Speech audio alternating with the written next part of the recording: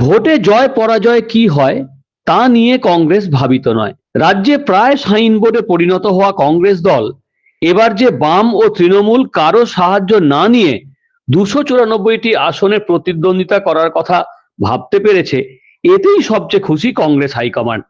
20 সাল বাদ সিনেমাকে মনে করছেন এআইসিসির নেতারা তৃপ্ত মনে। শুনুন সেই কথা।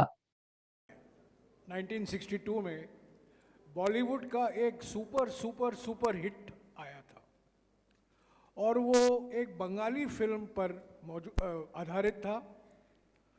हेमंत कुमार उसके म्यूजिक प्रोड्यूसर थे, उसके मेन एक्टर विश्वजीत थे और उस फिल्म का नाम था 20 साल बाद।